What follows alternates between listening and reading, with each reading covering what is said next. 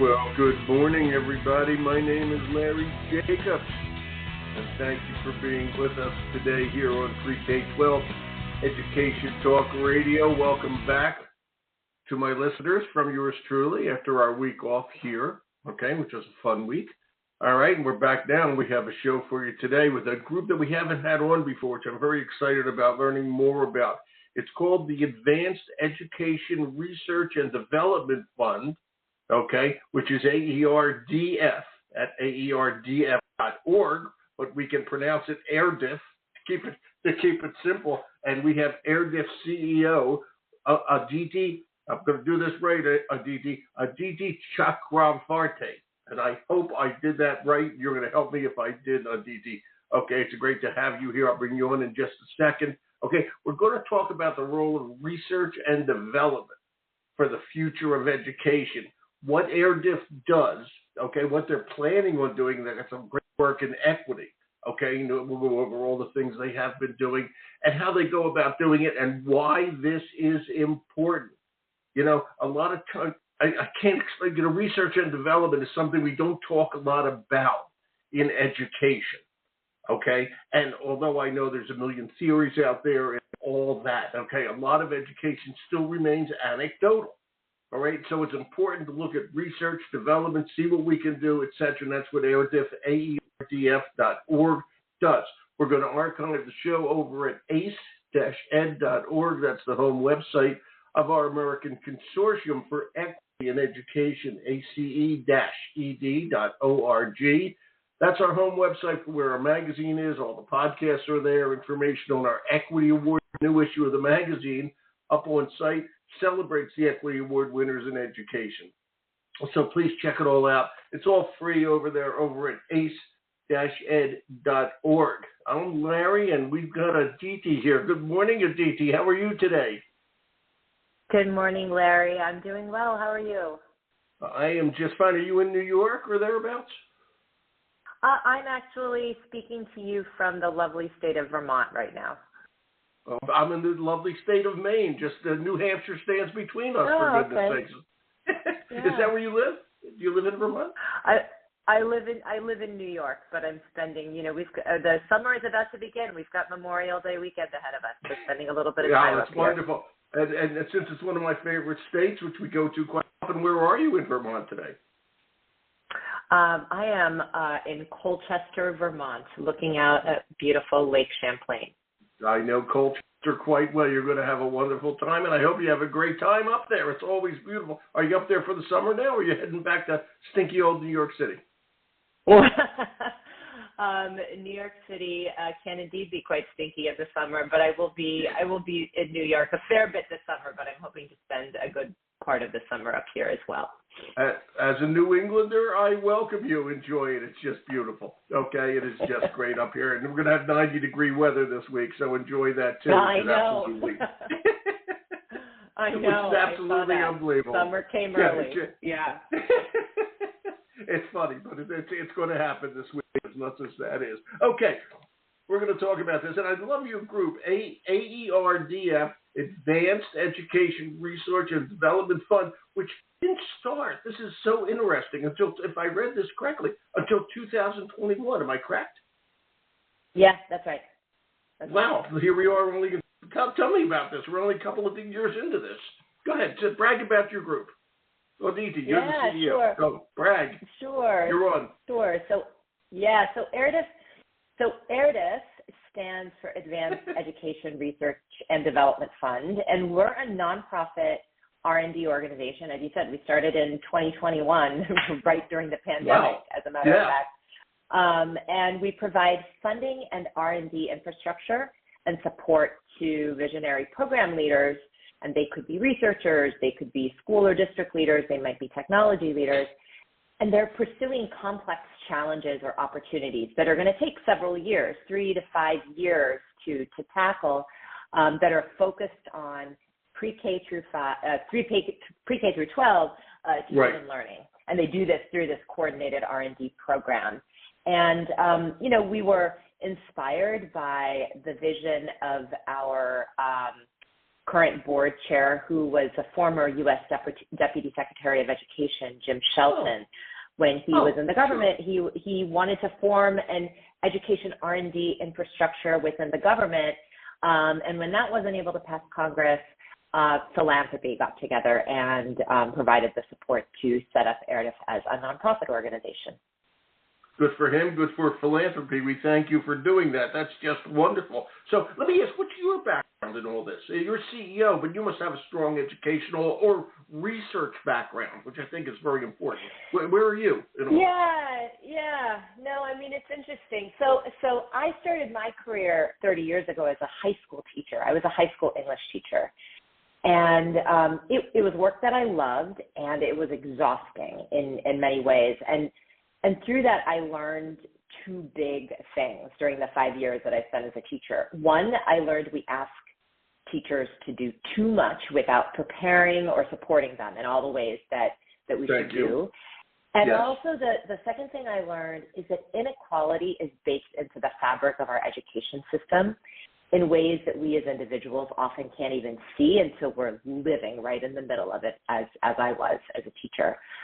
So when I left the classroom, it was to pursue work and roles that built on those two ideas. So I proceeded to move into publishing and educational program development, developing evidence-based curriculum and instructional materials at places like Scholastic or Kaplan, and then prioritizing access and equity in the design of advanced placement and pre-AP programs at College Board. Very important. Very important. And I also led assessment design, development, and research and evaluation of programs when I was at College Board. And so that's where the research part really came into my expertise. A lot of the work I'd done had been research-based. I'd learned a lot about learning science, led research at College Board.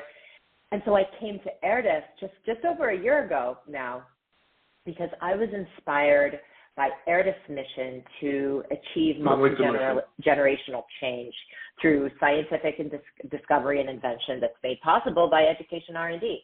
And I saw that I could bring a lot of what I'd learned over the course of my career into an organization that really is all about learning with and alongside the field. I think it's good. That was a great resume. You're hired. You're hired. That was a great resume. Go to your desk, you're hired. We don't talk anymore. No, I'm just kidding. Of course, that's a wonderful background for this. And what I said at the beginning of the show, and I talk to me about this because this is really important. You are research and development, okay? And I always say education is so much, and you can talk to three people to come up with three different results. It's very, if I may, anecdotal. There's not enough research and development out there. It's not, it's not, I guess I'll say it this way, scientific. It is, of course, okay? But we're always trying to make changes, and then it's so hard to make the changes even with we have the data, okay? So I'm curious, because data is different in every school district. We have, people always compare us to Finland, but we're 50 Finlands, not one, okay? It's apples to oranges, okay? They compare us to Singapore, but we're 50 Singapores. Okay, so I'm curious, when you look at the research and development side, okay, and we're going to get into all the wonderful things there does, okay, how do you want it to get implemented out there? Okay, where are we going to go from there? And I think, again, I want to say, I think what you're doing is wonderful. I think it's time we really deep dive into R&D and education, but how do we make it happen? What's your thoughts on that?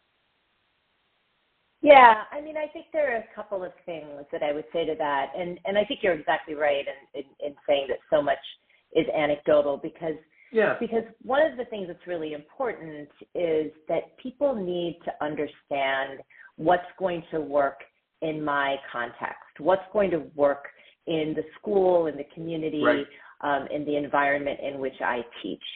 And, anecdotes that are passed down or that are shared by colleagues and your own experience, those things become more powerful oftentimes than, reading that something has a lot of great data or research or evidence behind it. And in fact, we know that school and district leaders, when they're making decisions about what programs they're going to acquire or purchase, they really want to see that this program, yes, they're looking for research, but they want to know that it has research demonstrated in communities like mine and schools like Bingo. mine. And what we're really trying to get at with R&D, and where I think, we're very focused in our work at Aridif, and researchers are increasingly starting to understand, is it's not enough to know whether something works. It's really important to understand for whom it works and under what conditions. And that for whom does something work and under what conditions, that's where you get those local contexts, those individual contexts, the learners themselves and what's going on with them. And that part is really important. And I think that's one of the things that needs to happen to support good implementation of research-based materials and programs. It is really important. And by the way, I just want to say it's coming up soon. You guys are going to be at ISTE, am I correct? Yeah, we are. Correctly? Okay. Are you going to have a booth there, or will you be speaking there, or what's happening? We have a number of things happening. There's a day-long event on the Monday at ISTE where each of our current 3 Aridif programs will have an opportunity to share what they're doing, what they're working on.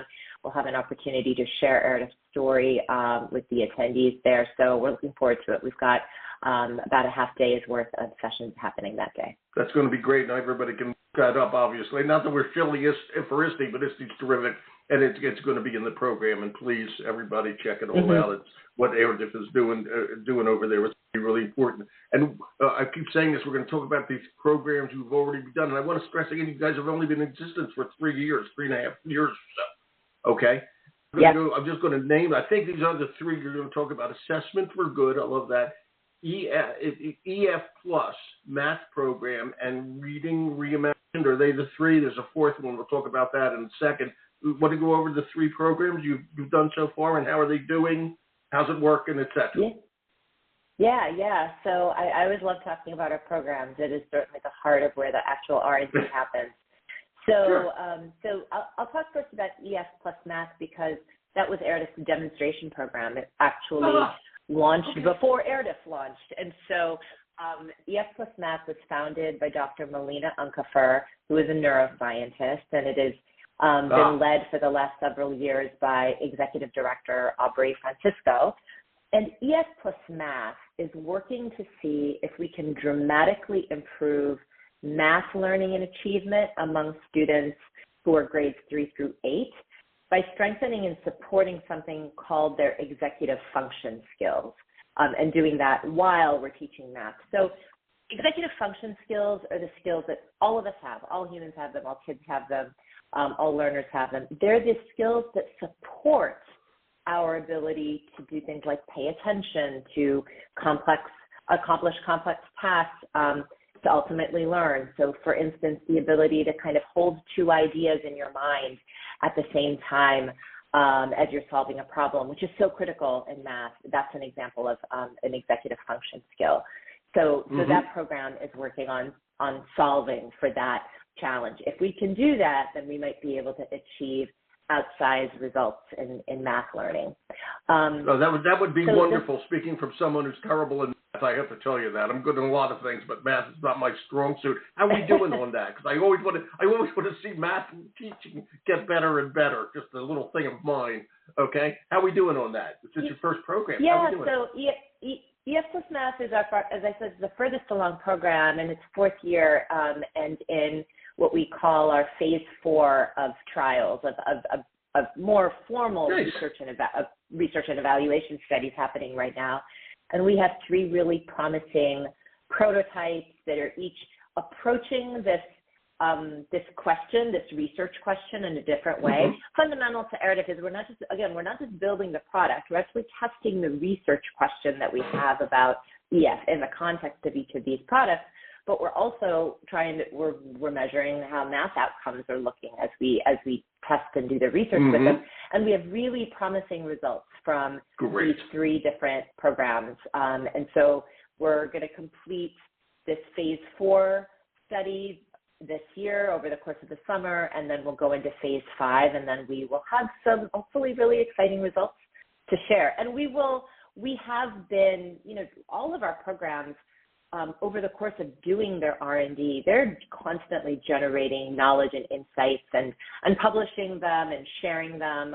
EF Plus Math has published, the researchers in that on that program have published many, many papers and studies and articles, and we continue to post those. And you can read about some of the findings from EF Plus Math in each of our programs at the ERDIC website. That's cool. And I have to ask, let's assuming that it's all going to work, you're going to have some great information, some great statistics, etc. Okay, I'm just always curious, where do you want this to land? Do you want it to land in school districts, or do you want it to land at colleges of education so that they can use it to teach future teachers how to teach math a bit better than they are right now, not being derogatory to math teachers, by the way. Okay, I'm just curious where you want it to land. Yeah. I love that you asked the question that way, because that's exactly right. It's both. It's both of those things, right? So yes, through EF Plus Math and each of our programs, we're developing actual prototypes of products. In the case of EF Plus Math, it's 3 supplemental math interventions that are being produced. And so we do want those eventually to land in schools. But we're also learning a lot of things. We're learning what we call generalizable knowledge and insights about how you can help support students while they're learning their problem-solving skills, and how to really strengthen those executive function skills as you're teaching them all of the things that you teach them in math. And those are things that we do. We want those to land in professional learning. We want them to land in colleges of education. We want other researchers to pick those things up and to continue to do research off of them and publish off of them and develop new products and new solutions off of them. What comes out of ERDIC programs is intended to be open to the field, to share the knowledge, the insights, to develop new programs off of, to build into their courses, their training programs, and ultimately to fuel new research. I think it's great. Okay, I'm so glad we're doing this program today. Assessment for Good, okay, is another one of your programs. Talk about that one. Yeah. We're going through all of them. Go ahead. Assessment for Good. By the way, everybody, again, it's aerdf.org. Just you can check it out. Go ahead. It's linked, but go ahead. So Assessment for Good is led by Dr. Temple Lovelace, who has an amazing background herself. She was a special education teacher before becoming an academic and researcher. And Temple has this powerful vision to see if we can completely transform formative assessments of learners grades 3 through 8, so that these assessments are, first, that they're much more integrated with learning rather than being separate assessment instances, that they are the kinds of assessments that you can incorporate into learning experiences. Temple talks about assessing at the power of teaching. And I think that's one of the components that's really important to it. But the real thing that makes Assessment for Good unique is it will allow us a much richer picture of learners and their growth and change over time with a very asset-based lens. So rather than a version of a learner that says this learner can't do something, instead, what can they do? What are their strengths? And then what are all of the various things that are going on in their learning environment, in their sense of self-efficacy, all of these things that affect how learners show up day to day. How do those things change over time, and over time affect how that learner is doing, and how can we support and strengthen those characteristics? I mean, that's the goal of formative assessment, right? We want to inform teaching and learning. And so Assessment for Good is about changing how we do the formative assessment so that we can be much more effective and supportive in the way that we support teaching and learning, and also ensure that the learners themselves have that information for themselves, that this isn't just for teachers, it's also arming learners, their caregivers, with important information about the skills that power their learning and how they're doing on those skills. Yeah, and that's so important to me personally, okay, because and I'll say this, I say this all the time, again, no offense to math teachers, I was horrible at math.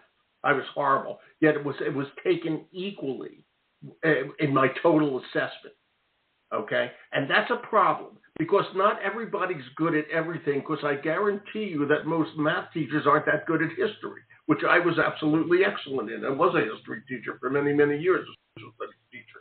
Okay, and you've got to take the kid and look at the kid before you assess. Okay, instead of taking this siloed picture of the kid. All right, and I love the way you're saying all that, because to me it's so important when we look at kids, and you have the words here on your website: culturally relevant tools, enhancement technology, the assets of. I just think that's really important. I think that's a major change, the way we assess kids, and I think that's so important. Where's that one so far? How are we doing on that? I don't. Yeah, so it's here I go admitting I'm a terrible math student, okay, but it was years ago, I can say it. Okay. I'm on the psychiatrist couch. Thank you. Thank you, Aditi. Thank you. you know, a lot of people, it's interesting how many people have that, have the same experience as you're just describing, and it does make me wonder if people had more positive learning experiences, might their whole attitude and mindset be a little bit different, right? So much of how we feel about the subjects is shaped by the kinds of experiences we had when we were encountering them. So I do think that's right. It's just so important when you take the whole thing into consideration. Okay, it really is, because I guarantee you my math teacher who was giving me D's would have gotten D's himself in history. Okay, if I was the teacher. Okay, it's just revenge. But you know what I'm saying, okay? It's that simple. All right? And we need to change the way we look at a child and assess. How far along are you? Do you think where are we on this one? Yeah, so Assessment for Good is a bit of an earlier stage R&D program. So programs at ERDF, they can be early stage or mid-stage, mid-stage research and development programs. And, you know, Temple and her team with this program are testing some earlier concepts that are kind of earlier on, more nascent. And this program is in its third year. And so we've got some also really promising outcomes so far on different kinds of assessment items. So she's so far developed new ways to actually understand and help learners tell us how they're doing and how they're feeling about their learning.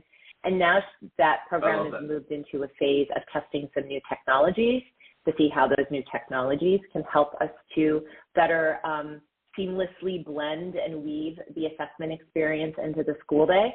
So we've got still over a year and a half left in this program, 2 years left in this program. And so we have a lot left to learn, but we're feeling really good about the trajectory and potential for the field if some of the things that we're seeing right now end up being further validated and coming to fruition.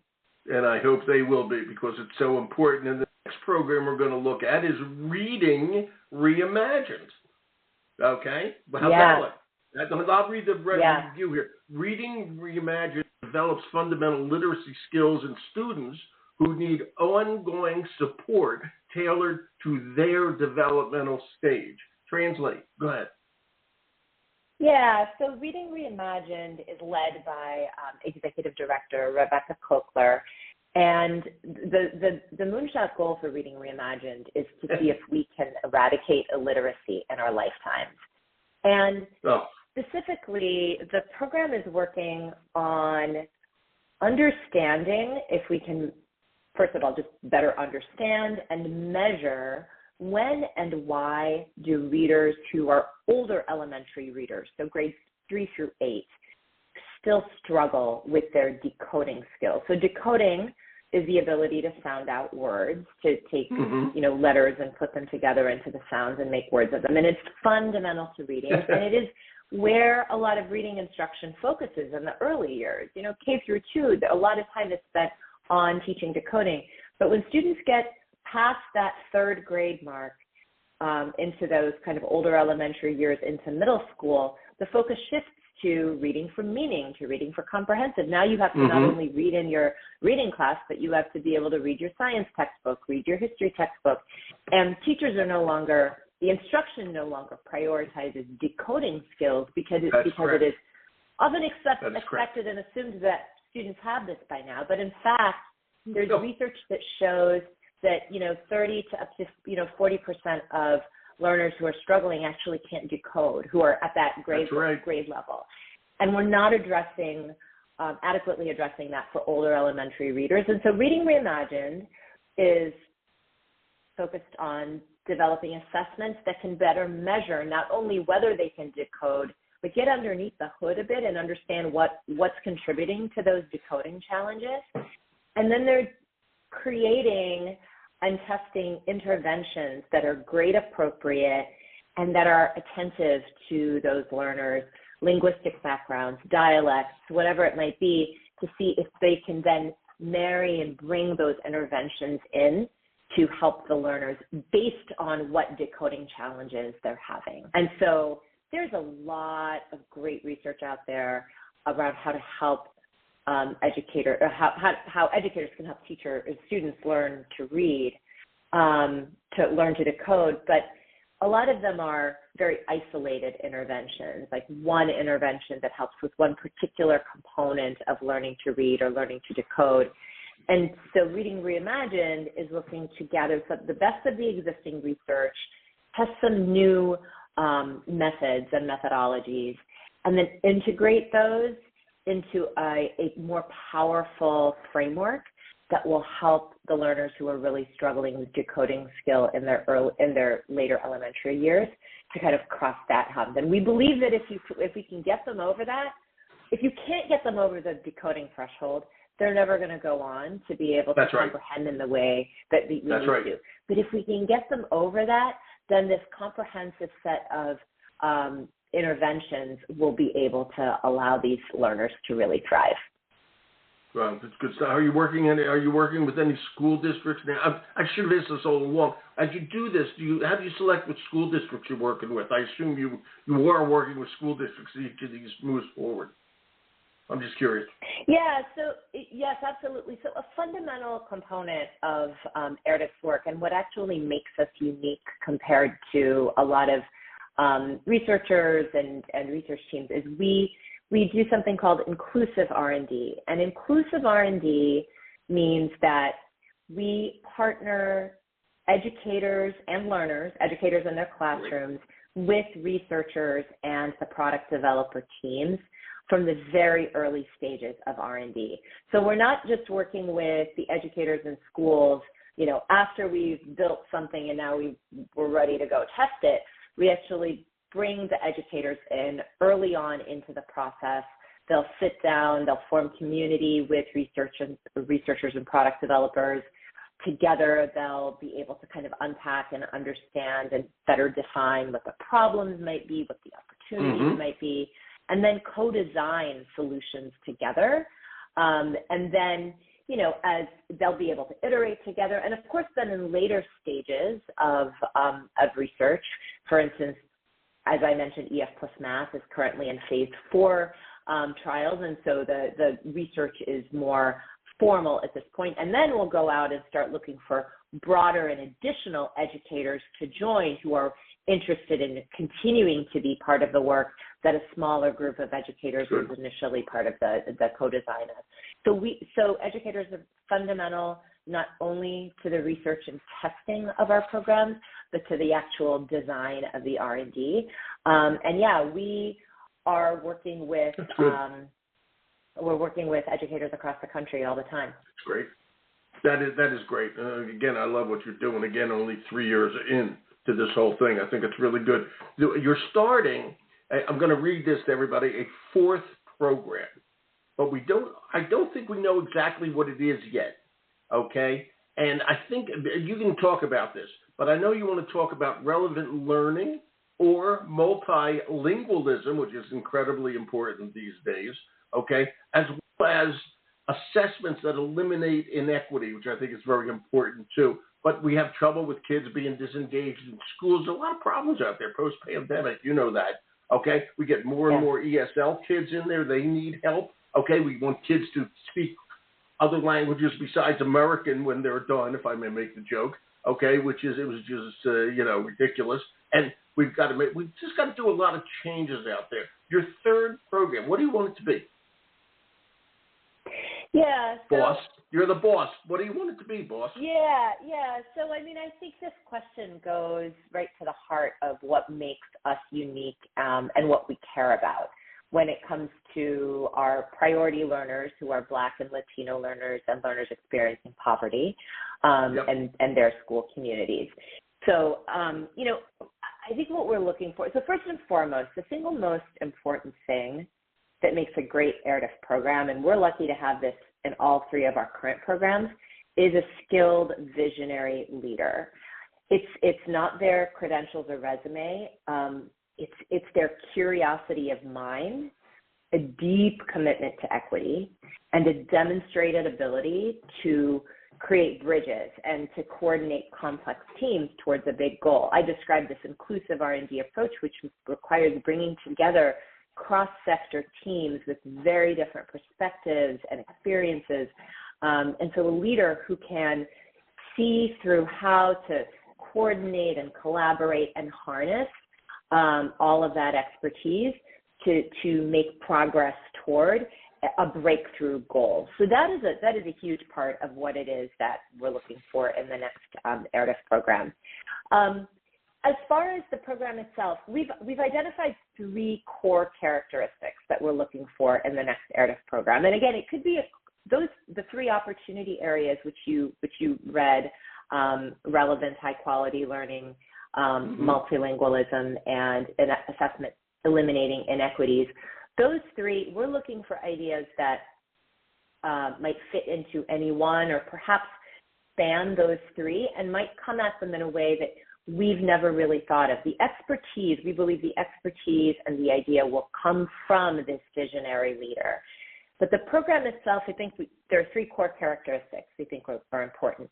One, it's an area that is underexplored. It's either underexplored right now by researchers or developers, like nobody's working in this area, somebody needs to do something, and we think there's something here. So that might be one, or it needs a big breakthrough. So it needs a big breakthrough in knowledge, it needs new breakthrough technology. So for instance, an example from Reading Reimagined was that we didn't know very much about why older elementary readers struggle to decode, and we needed a breakthrough in understanding about what's happening in order to then design the right interventions and response. So that was kind of the breakthrough knowledge that Reading Reimagined was going after. But it could also be a breakthrough capability. It could be a breakthrough technology that allows us to do something that we have never been able to do. And if we have that technology, we can do completely different things. And so it might be interesting or helpful to actually use an example from outside education, the mRNA vaccine technology, which was funded by an advanced research project agency in the federal government. The mRNA vaccine technology was a breakthrough. And that breakthrough was what allowed Pfizer and Moderna to get COVID vaccines out much faster than would otherwise have been possible. If that core technology breakthrough hadn't happened, we would not have had those vaccines. It would have taken the usual timeline to get to vaccines. So imagine what might that look like in education. These kinds of breakthroughs are being pursued in education and in biotech and energy all the time. And we want to see more of them in education. And arguably, it's a much more complex space because education is social. It involves humans. There's a lot of environmental dimensions.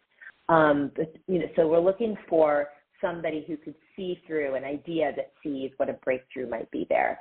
And then the other two things are pretty straightforward. One is it needs to be an idea that is critically important for Black and Latino learners and learners experiencing poverty, and something that transforms their learning experiences and therefore allows us to make teaching and learning better for all. We believe in the idea of targeted universalism, where we are focusing our R&D on our priority population with the expectation that the things that we learn, that it will work for everybody. Exactly. And then lastly, it should be a program or idea that really demands exploration by a cross-sector team of experts in different domains. So imagine something where any one of them, just the researcher themselves, just the technologists themselves, would never be able to make as much progress on their own as they can working together in partnership with teachers and learners. So that's what we're looking for, and we're really excited to see. I have no idea what we have a lot of applications in so far, and I have no idea what will be the next program, but I'm really excited to see them arrive. And it's really good. And one thing I want to ask, this is important. We're talking to a lot of educators today, from superintendents to classroom teachers, if I may. And they're at all different levels, et cetera. All right? And how do you want educators, just the standard educator, that grouping I just named, okay, which is basically everybody, how do you want them to get involved with you? Because what you're doing is R&D, okay? And talk about the role of the standard educator in areas. I'm curious about it. I know you I know mean, that. the role of the standard educator, our R&D partners in our programs, in our current 3 programs, and then once we launch our 4th program later at the end of this year, we will be looking for standard educators who want to raise their hands and say, I believe in this. I believe I have something to contribute to this project, and we want them to join with us. And we're always looking for R&D partners. We're always looking for researchers and educators, schools, school districts, and educators can visit our website, which you've shared a few times, erdis.org/opportunities. Yeah, erdis.org/opportunities. And whenever we have opportunities available to participate in R&D programs and projects with us, we share those there. And so I would invite them to check now to see what's available, check back regularly to see if new project opportunities have posted. But the most important thing that educators can do to be part of our work, to support our work, is to join us in the R&D work itself, and recognize it's important because we're taking a long view here. We're not promising, if you're part of an R&D program with us, the promise isn't your students' test scores will be higher at the end of the year, right? Because this is R&D.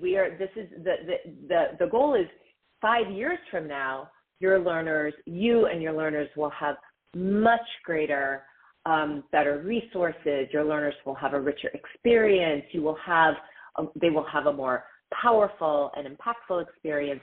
And so we really see this as we're playing the long game, and we're inviting educators, whether it's teachers themselves, school leaders, who want to be part of shaping what it is that we're using, and new knowledge, not only the new products, but new knowledge for the field. And we've found in our R&D work with educators and students, and I really don't want to dismiss the importance of students in this as well, because students are powerful voices in the co-design work. They are. And we've had experiences where teachers and students have actually brought new ideas or have helped the research and development team understand how something could work better to fit better into a classroom, to better address the needs that they have in their schools and districts. So it's so important, and I say this as a former educator myself. We know you're still an educator. Yes, exactly. You're still an educator. So yeah. I am. I do believe that I am still an educator, and I think that educator perspective is very, very important in this work. And so is the kids. And you said it, if I'm reading right off the thing, we know a number of your website, the website, we know a growing number of students are disengaged from school. What if all learners experience relevant, high-quality learning every day? We got to ask the students. Okay, that's why Walmart asks the customers, because they don't ask the customers. They don't know what they're doing. It's the students are the customers. We can think we know what we're doing, but we got to ask the kids. Okay, it's that important. This was a wonderful interview. I want to do more with you guys because we're right on target with what we're doing at our consortium with Equity. But now I'm going to ask you the most important question. Are you ready for this, Odidi? Are you ready? Yes. Okay. You're in Colchester, Vermont. Where do you get your favorite? Where do you get your favorite creamy for the summer? Oh my goodness! You have to ask the creamy question. The creamy question of Vermont. Yes, the great ice cream treat. Well, I know Colchester. So I will. Your favorite creamy. So I will confess that I don't do dairy very well, and most of the creamies here are dairy. But every now and then there's a creamy stand. I don't even know the name of it. It's only randomly open. There's one. No, it's on in front of Mallett's Bay here. Yeah, and it's just across from Mallett's Bay, and on Lakeshore Drive, and it's a little creamy stand next to the Ace Hardware, and it is a lovely little creamy stand. When my family comes to visit, we will all go line up there for creamies. They're great creamies. Now we know you're Vermont. I'm sure you know them. You know them better than I do. But that's the closest one, and therefore the favorite. Now we know she's a true Vermonter. I loved right next to the Ace Hardware. You nailed it. Yeah. Okay. Yeah. Maple creamies too. They have to be maple creamies. Maple creamies, exactly right. Maple creamies. Vermont. And also, treat yourself. Take the ferry one day and go over to Essex, New York, and have dinner at the Essex Inn. You're going to love it. Okay, trust me on that one. You're going to love it. Okay. All right. Okay, it's just great. We're going to do more together. I'm going to stay in touch. I think we're right together on all this. I would love that. I would love it too. Okay, you're a wonderful guest. I can't thank you enough for being here. Thank you, Aditi. It's just great to know you. Thank you so much. Thank you. And thank you for all that you do. Thank you. It's so important. Thank you very much. Believe me, great guests. I got to tell you, I appreciate all you guys are doing. We'll stay in touch. Thank you. You have a great day. All right. Enjoy today's maple cream. Too. Treat yourself. Okay? Treat yourself. Bye-bye, Larry. Bye. Okay, maple creamies, everybody. We're talking across the country, of course, but if you go to Vermont, you do want to get yourself a maple creamy, okay, which is basically soft ice cream, but not like you think it is, because you are in a dairy land there. So check it all out. Okay, this is great. And check out AERDF, AERDF.org. Okay, what a wonderful guest. Great conversation. We'll archive over at ace-ed.org. Please check it out. My name's Larry Jacobs. This is Free K-12 Education Talk Radio. Thank you so much for listening. Have a good day.